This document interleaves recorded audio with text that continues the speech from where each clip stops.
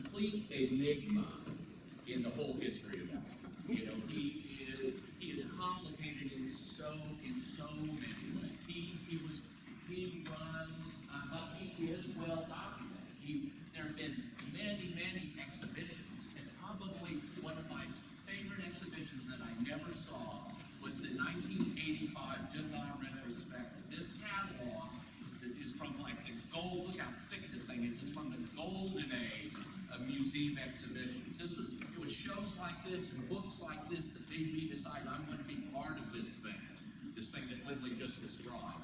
And even though I didn't see this show, I knew this show existed, and it was at the very moment when I was deciding, is this the career for me? And so if I could go back in time, if I could time travel, and I was given my choice of whether, Lily's already saying, turn on the microphone. If I could time travel, and you'll tell me if I'm just blasting you out of the building. All right. Is that much better? Yeah. Okay, good. It's better, it's good. If I could go back in time, if I could time travel, I was given the choice of either going to wherever I need to be to buy 1,000 shares of IBM stock on their initial public offering, or going to New York in 1985 to see that Degas show. It would not be an easy decision. And chances are I'd wind up going to New York to the Degas show. This exhibition was such a marvel, and the scholarship in this catalog, some of my favorite art historians of all time, some of the curators I revere the most, wrote for this particular book. And so there has been tremendous work done on the art of Edgar Degas. Now, 1985 retrospective, but I've seen plenty of Degas exhibitions. I saw one at the Museum of Modern Art just last year of his work as a monotype artist. Does everybody know what a monotype is? No. Well, a monotype is this, because we're going to encounter this term as we move through our discussion today. A monotype is where you take a copper plate, let's say, or even a sheet of glass. It's the simplest printmaking forms. You just take a sheet of zinc or copper, and you take ink and draw on that sheet of copper. You put a piece of paper on it, and you pull it off. And that impression, you're not using acid. You're not etching anything. It's not lithography. It's not woodcut where you're carving into wood and pulling prints from that. It is the simplest and most direct of all printmaking techniques, and it's called monotype because it only makes one. That's exactly right. Which in some ways is the very antithesis of printmaking, because printmaking is all about making multiple impressions of the same image. But monotype, every artist that embraces monotype thinks they invented it. And lots of artists have explored it, and no one explored it more thoroughly than Edgar Degas in the 1870s, and there was just a show of his work at the Museum of Modern Art last summer called A Strange Beauty, the monotypes of Edgar Degas, and I saw that show. And there was a show a few years before that of Edgar Degas as an art collector. He was an avid collector of the artists of his own age, of his contemporaries, but also of old master paintings. Edgar Degas, was like seriously considered opening a museum. His collection was that large and that impressive. There have been recent shows about Edgar Degas and his relationship with Mary Cassatt, someone he worked with very closely. There have been myriad shows, and I've read these catalogs avidly. Some of these catalogs I've read multiple times, but I still don't feel like I really fully understand Edgar Degas. He is a riddle. He's an enigma, and I don't feel badly about that, because his own friends and family felt the very same way. He could be completely confusing and confounding. His family wondered when on earth he was going to get started and actually start making a career, that having chosen to study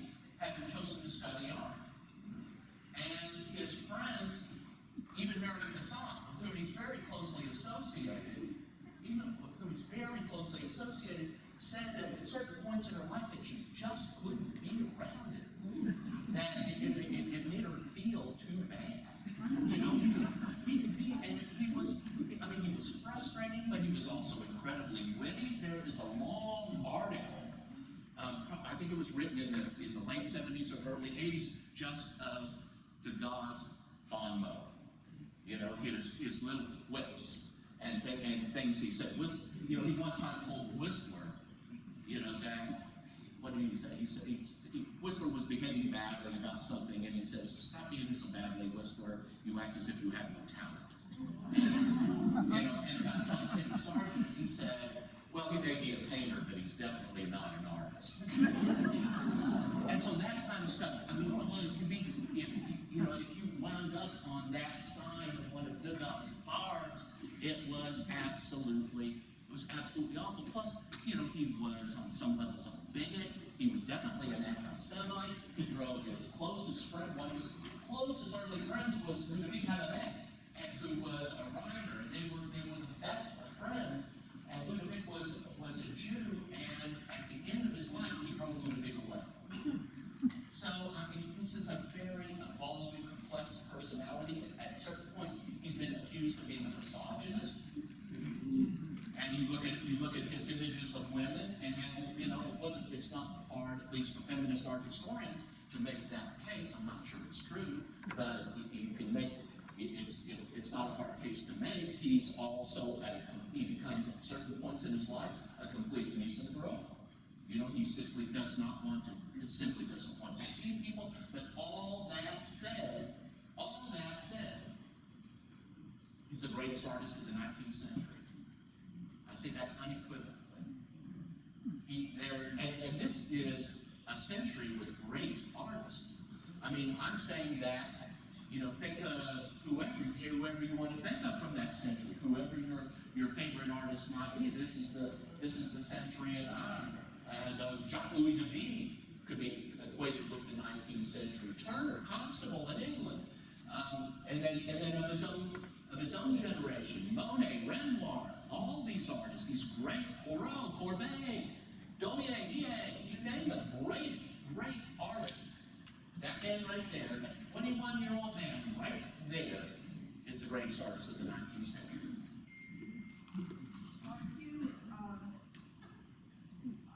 Is someone else in your category with thinking he's the greatest? Everybody in this room. Everybody in this room. And more. Good question. So here we have it. It's 1855. This is Edgar Degas, and I'm 20 minutes into this thing, and I'm on slide 1. So I'm gonna have to this is typical of me. I'm gonna have to pick up the pace, and I know it. So this is Degas, and he's 21 years old, and he can already paint like this.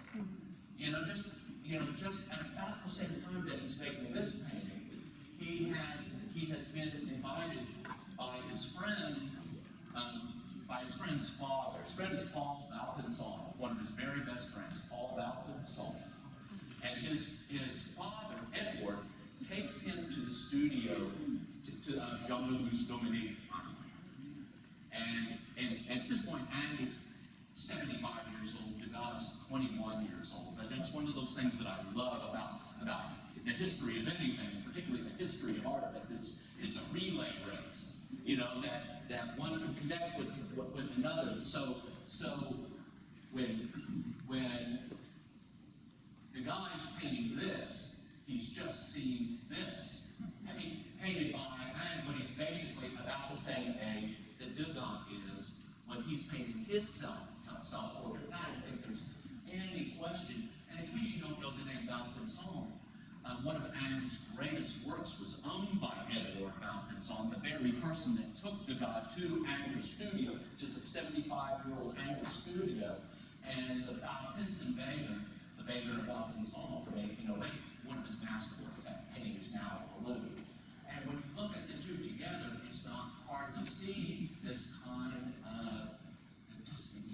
the ambition in their eyes, and they both present themselves as artists. We see a little bit more of the easel in Andrew's painting.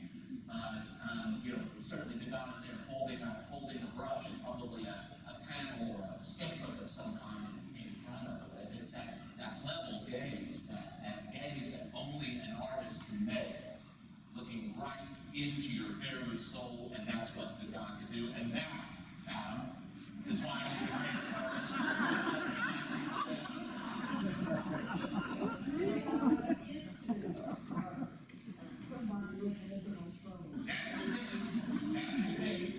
And so, you know, Andrew was part of what made Andrew such a great artist, and I'm not gonna get too lost here, is that he could draw like crazy. He could simply draw like crazy. I mean, there's probably no one was a better draftsman, a technical draftsman. Chassario comes a little later. He's really good too, and we're definitely not going to get sidetracked on Chassario. But you can see that there is a kind of the basis for all great art on some level is in drawing. And that's why I love drawings. And so when Degas, in the year after he paints that self-portrait, he's also accepted into the École des Beaux-Arts, the greatest art school that there ever was or ever will be. And he studies there for a time, but then he decides to travel to Italy.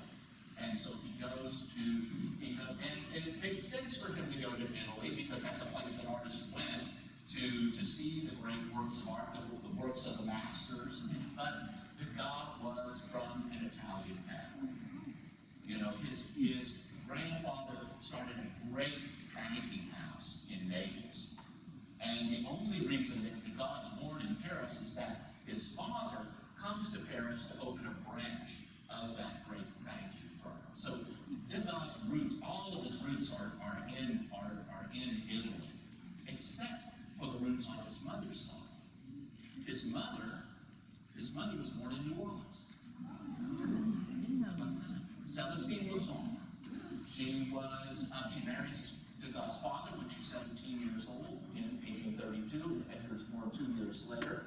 And so there's this interesting kind of hybrid, really, in his background, you know, his ancestry. But anyway, he goes to Naples and Rome, and he's supposed to just go for a few months of study, and he stays for 3 years. And of course, that drives his family, his father crazy. His father's not crazy about the idea of being an artist to begin with. You know, when you have a perfectly good job waiting for you in a bank, why would you become an artist?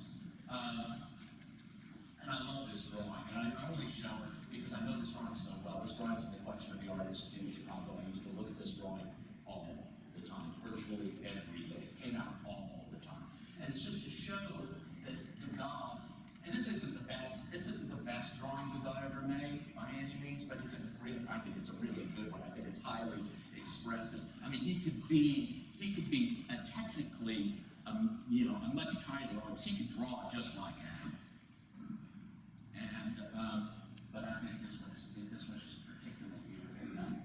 When you see it in person, I mean, it's just got such a velvety tone, and you see the light in his eyes, the light reflecting off of his eyes is like magic. It's in the collection of the artist too. What is the name? It's charcoal. And so while he's in Italy, he paints his cousins, the Bolellis. Actually, his uncle and aunt and the children are his cousins. This is his Aunt Laura.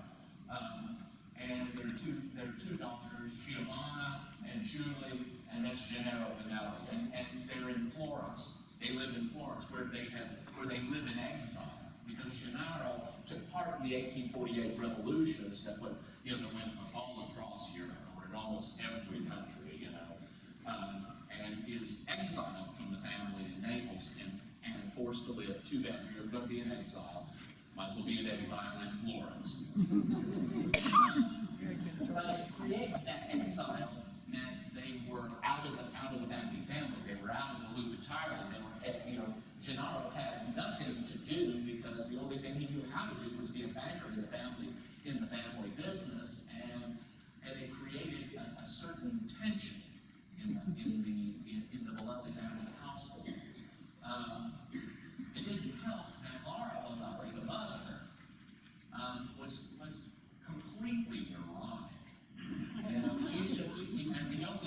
much of her correspondence with Degas survives.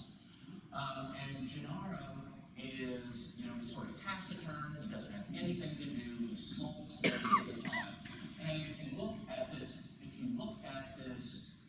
family portrait, you can actually kind of see it. I mean, who sits for a portrait with their back turned?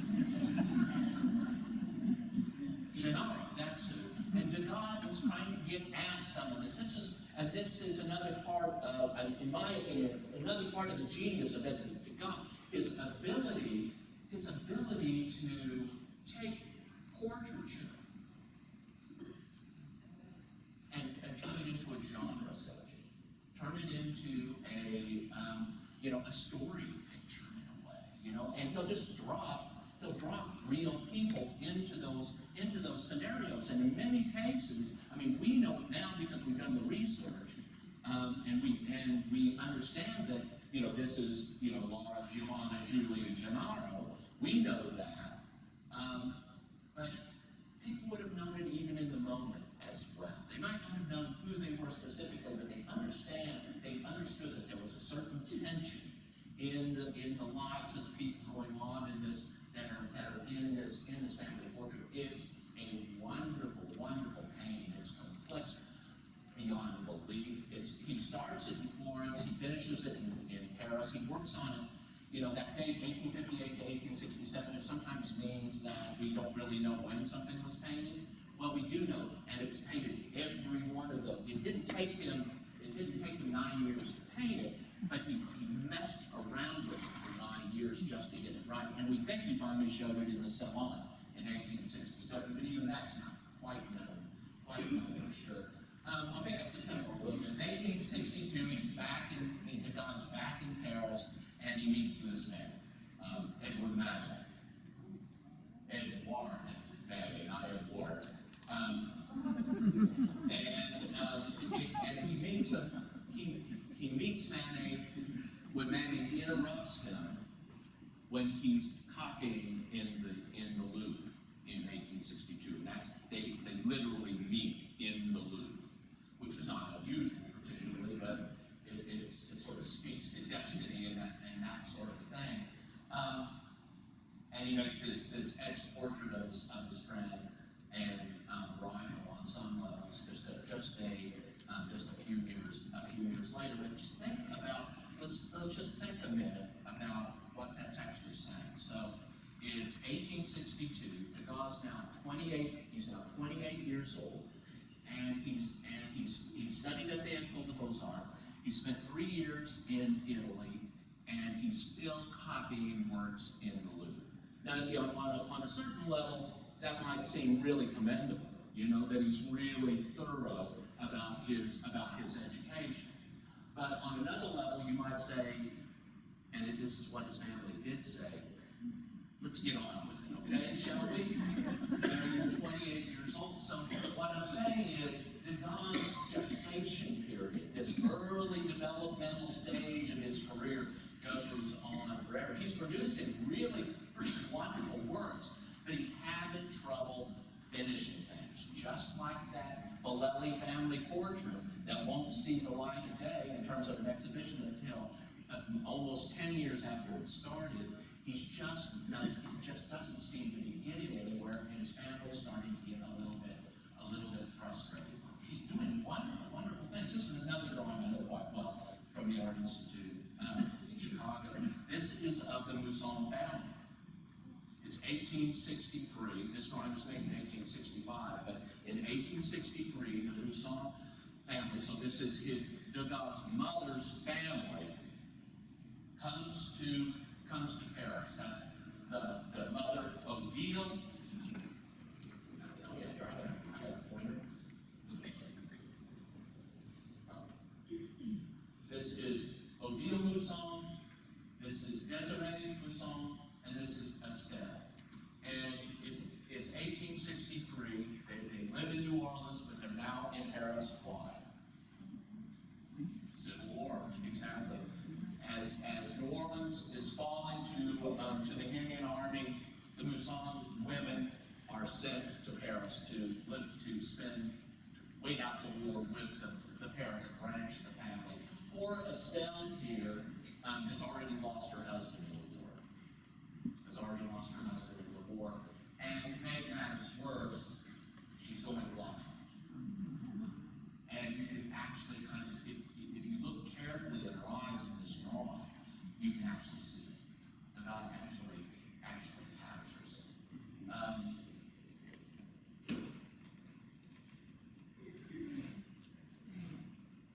By about 1867, 68, 69, Degas begins to find out who he is. He begins to discover who he is. And we begin to see the first of his ballet and orchestra subjects, and we begin to see the first of his paintings of the race course. And they're just brilliant. But you know what? I mean, that's just a brilliant painting. We all agree? Ma'am, are we complaining?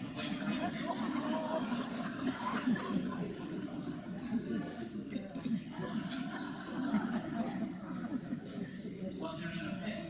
You know, they're the pit orchestra. He's playing. Part of the reason why he seems turned sideways a little bit is that he is playing a double bass, which is a very large instrument. And the thing is, we know every single musician in that pit. Degas went to the ballet and went to the orchestra so often. And this is the Paris Opera. So this is the opera orchestra, and the ballet is part of the opera performance. But of course, Degas doesn't paint it in the Paris Opera. You know, he paints it in his studio. So he knows all of these musicians well enough. The bassoonist, the man right in the middle of the composition, is Desiree Degas, and the double bassist is Achille Ruth, and the cellist is Jean-Michel Pilot. These are all well known, and the history of the Paris Opera is known just as well as the history of art. And so we know who all these people are, and we know how long they were tenured in this role, how long they played with this particular symphony, and they all, at one time or another, come to Degas' studio and see. I mean, look how particularized they are. Look how that this isn't just sort of random musicians. Maybe you know them, maybe you don't. You definitely know it, and that's how Degas uses portraiture. I think is absolutely just genius. And then you see the ballet classes begin to enter his repertoire. Really, I mean, this one's dated 1972. We just chose it because it's a beautiful example. But these are beginning to emerge 1867, 68 as well. And so, just as Degas is hitting his stride as an artist, what happens? The Franco-Prussian War. And Degas serves in the volunteer guard. He's not in the regular army, because by this time he's 36 years old. I mean, he's just begun to show things in the salon in 66, 67, 68, 69, even 70. And it's interesting in 69 and 70, even though he's making these beautiful ballet subjects, that's not what's being accepted in the salon. He never showed that in the salon. It's his portraits that gain acceptance. And of course, they're always shown badly. I've shown in the past images of what the salon looked like. The salon is great if your painting's right down here on the line, as they say. But if it's 40 feet up in the air in the Palace of Industry, it's not doing you a whole lot of good. Matter of fact, maybe doing you more harm than good. And it drove Degas so crazy that he writes a letter to the jury of the salon, of the Paris salon, suggesting that they only do 2 rows. They just blew that one right off, as you can well imagine. So in 1870, Degas parted the volunteer guard defending Paris during the Franco-Prussian War. Paris was under siege by the Prussians for months. It was devastating. They ate the animals in the zoo. I mean, it was the worst. It was the worst of times. Yeah, if you can imagine that. It got, believe me, eating the animals in the zoo, it got worse than that. The things that they were forced to eat. Parisians suffered incredible hardship. And then at the end of the war, so they lose this humiliating defeat to the Prussians, which just, got at the very core of the French psyche. I mean, it just, the idea that they could possibly be, inferior soldiers to the Prussians was just the most demoralizing thing any French person could ever experience. But then in the immediate aftermath of that, we have revolution, we have the communist revolution, and the commune takes control of the city of Paris and basically burns it down. And so the French army then has to kind of regroup and resummon itself and come back into Paris, retake Paris, and the Third Republic is formed in 1871. It's a terrible, terrible time in the history of Paris. There was no Salon exhibition in 1871. There was a Salon exhibition in 1789 during the French Revolution, during that first revolution. I mean, so for it to be canceled, it would tell you just what a terrible moment this is, and Degas is witness to all of it. He's in the middle of all of it. And so in 1873, he becomes one of the few French Impressionist painters to actually go to the United States. And he goes, where would he go? New Orleans, of course. So he goes to visit family. His brothers, Rene and Achille, his younger brothers, Rene and Achille, had already been there. Rene is actually going to marry one of those cousins, one of those Mousson cousins, because Rene can't. If they thought Edgar had a hard time getting started and getting his career moving, Rene, the baby of the family, was just a disaster. So he goes to New Orleans, marries Desiree Mousson, and because he really has no other options. Now, great guy that he is, he'll eventually leave her, desert her. She may have been pregnant at the time. It's just a mess. But so this great painting, which is now in the Museum of Beaux-Arts in Paris, this small provincial city in France. Anybody ever seen this painting in real life? And no one? Really? Me either. I kind of hate to see this painting. And again, so what are we looking at? We should know this. What are we looking at? What is it? It's a cotton trading office. Lindley, well done. Yeah, it's a cotton trading office. And are these just random people that he might have encountered when he walked into this cotton trading office? No, it most certainly is not. Right there down front is Michel Mousson, his uncle.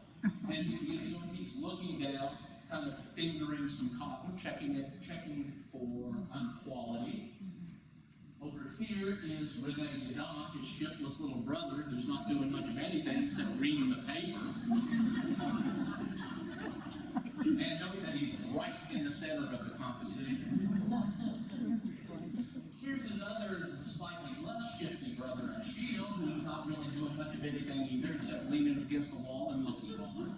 And the rest are James Prestige is the business partner of Michel Mousson, and John, whatever his name is, was the accountant, and William Bell was just another employee, and probably the other people in the room are just as well known. But it just shows you. I mean, would you have called this a portrait when you saw it? No, I wouldn't either. I'd call it a genre subject. But I love the way he he plays with these two time-honored conventions and just blows it up. It's so incredibly inventive, I can't even believe it. And so it's the same thing. It's the same thing in his. So he's in New Orleans for a good while, not quite a year, I think. And then he comes back to Paris and resumes the themes that he's been exploring before he goes. And so we're looking at a studio to dance, a dance studio, and this is Jules Prévost, the great dance master. And so again, this is somebody, when this work was shown in the 1874 Impressionist exhibition at the studio of the photographer Nadar on the Boulevard de Capucines in Paris, France, that first Impressionist show, the show like no exhibition had ever been put on before. This amazing exhibition, this painting was in it. This painting was in it, along with 24 other works by Degas. 24 other works, including the office picture that we were just, the cotton trading office that we were just looking at. That was in that first show as well. And so finally, it's 1874. Degas is now what? 40. And he's finally getting started with something. He's, it's not that he hasn't been producing brilliant work. I mean, that's why he can have 25 things ready to go. But he's 40 years old, and I'm not sure at this point whether he's actually sold anything. Yeah. I think he has. I think the dealer, Paul Durand-Ruel, begins to slowly buy a thing or two in 1872. So let's say he sold a couple of things. It's a good thing his family was in banking, is all I've got to say. So these pictures are shocking and remarkable in their way. It gives people a slight frisson of pleasure to see, people who are actually sympathetic to this work. To see, someone who is famous, like Jules Prévost, this great dance master, standing before a group of more or less anonymous dancers. And look at how many figures are in this composition. It's utterly brilliant, and each one is particularized. They're not known to us now, but they were probably on some level known to Degas then, and certainly known to their families. And look at the variety of the poses. And did anybody see the little dog? So the guy did have a heart. And then when he is painting commission portraiture, like this portrait of his friend Ludovic Lepic. And Lepic is an artist, but he was also a Viscount and a Viscount, and in the very year that this was painted, his father had died, and he assumes the title of Count. Comte Lepic is how he is known. He's standing here in the Place de la Concorde with his two daughters and his greyhound dog, and they're looking one way, he's looking another. There's an anonymous individual just passing on. And then look at all that open space. So that is, and you'll see that again and again in Degas' work, where the idea for this air in the composition, so much of it came from. I'll never know, because no one did that. That would have been seen as a mistake. By most artists, but with Degas, it becomes a signature in a way. And so now he's beginning to assemble his arsenal of subjects, and the cafe concerts are the best, I think. This is a pastel and gouache over monotype. Remember we were talking about monotype? So it's now the mid 1870s, and he's beginning to create a significant body of work in monotype. But then he's taking that monotype and using it as a base drawing for things like this. This pastel and wash is actually, as far as I know, is still privately owned.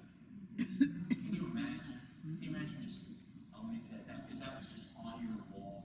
I mean, it's stunning. And this slide does it no justice. I mean, the glow of that lamplight it's so real and so, it's so real in its artificial quality. I mean, you're looking at artificial light here, and the uplight, the stage light that's hitting her on the underneath sides of her gloves and the underneath side. I mean, her face is almost macabre. And Degas getting at something like that. He likes, just like he liked the tension into the Lily family when he was painting them sitting in a room together, not really being all that comfortable being in that room together. He likes the fact that the things, the popular entertainments that he's portraying can sometimes be sort of disturbing, if you really, you wouldn't necessarily, when I threw that slide up, did anybody say, God, that's a disturbing image? Anybody? That's because we're conditioned to think Impressionist paintings are beautiful. And you know what they are? They really are. But if you were living in 1877, and you walked into a room and this was hanging on the wall, and you were used to looking at the kind of paintings you saw in the salon, you know what you'd find this?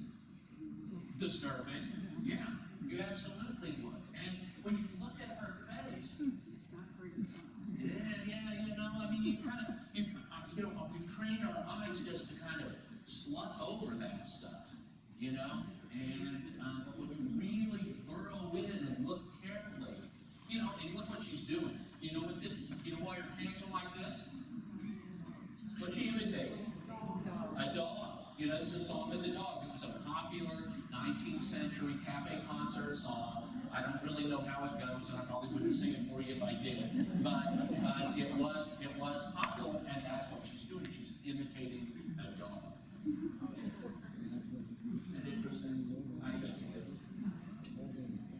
And then these are his friends. This is how he portrays his friends. This is the actress. This is the actress Ellen Honker. I mean, this was like, I don't know, this is like Meryl Streep and whoever the guy would be, let's say Brad Pitt. She was one of the greatest actresses of her generation, and she's sitting next to Marceline Debutant, who has the distinction of teaching Degas how to be a printmaker. And that's kind of a big thing. And they're sitting in the cafe de la Nouvelle at 10, which was a famous Impressionist hangout, and she's having a delicious glass of what? Absinthe. Yes. Yep. He's having something else, but look at it, she's absolutely simple.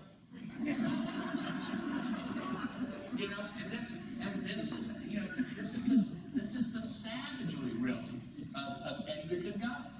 I mean, it's when people complained about him, it was kind of with good reason, And both of these people sat for this painting openly, and they weren't tricked into this, but at the end of the day, I'm not sure they were necessarily pleased with how they And then, of course, the race course, becomes such, to me, if suddenly I could only look at one kind of Degas for the rest of my life, it might be the race courses more than the ballerinas. Because they're, and in part because of the horses, because he draws and paints horses with such truth and vitality, and it's not, and the jockeys as well, that are wonderful drawings. The number of studies that go into a composition like this would amaze you. This is an Impressionist painting. It's supposed to all be about spontaneity. I'm just here and there it is, and Degas said, there's nothing less spontaneous than my art. And if you look through that 1985 catalog, or if you happen to be at the National Gallery of Canada in Ottawa in 1985 when the show passed through there, you would have seen how many separate studies there were. And there were studies for this particular painting that didn't even make it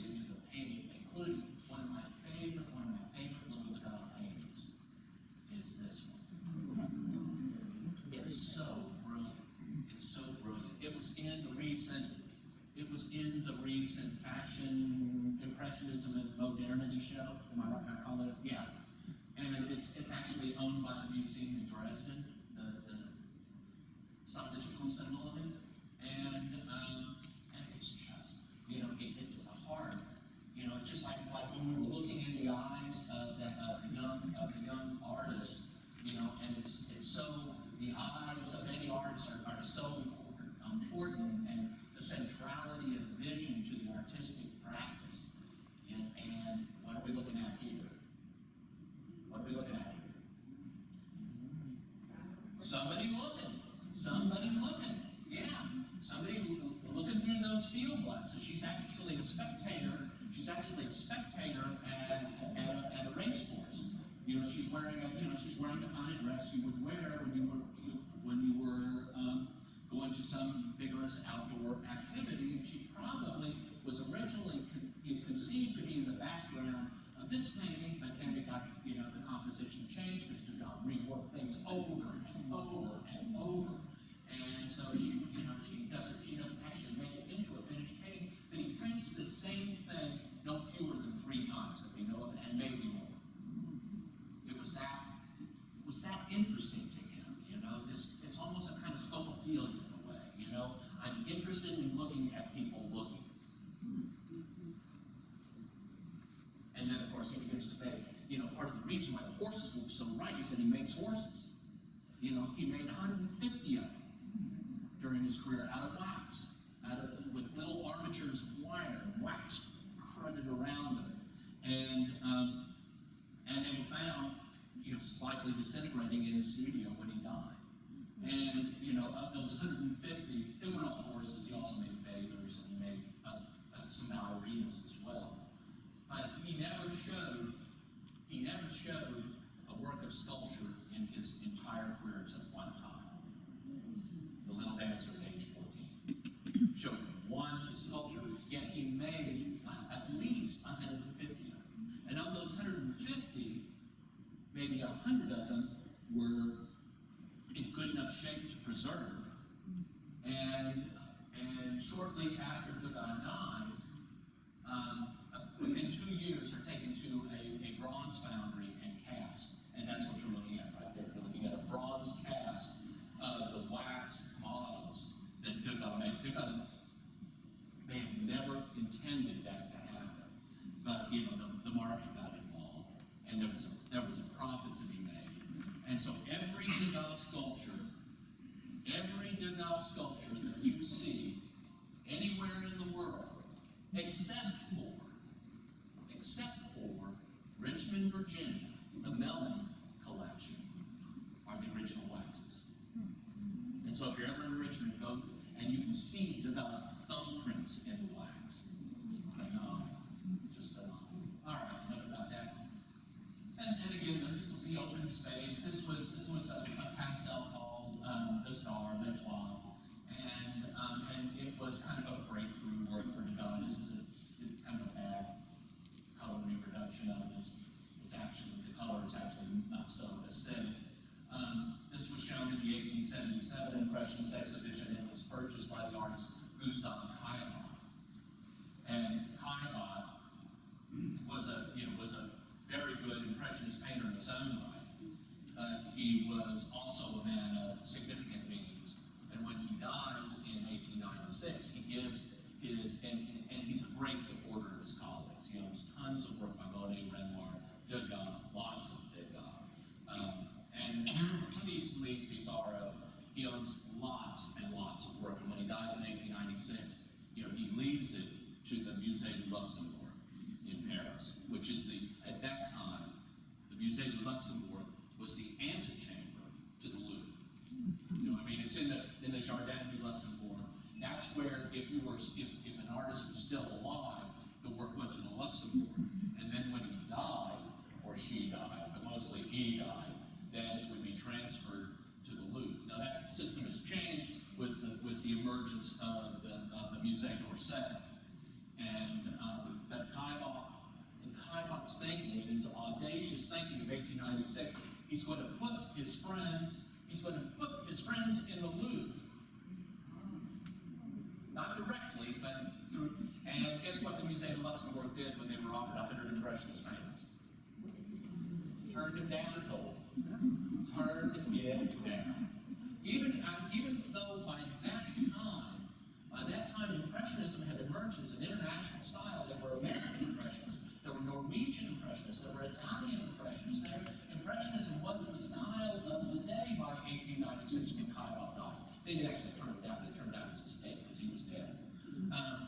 But even though it had fully emerged as this monumental and fairly durable style, that's how entrenched the arts establishment, the visual arts establishment in Paris was. It was still not seen as work that's of serious content or work that really uplifted in any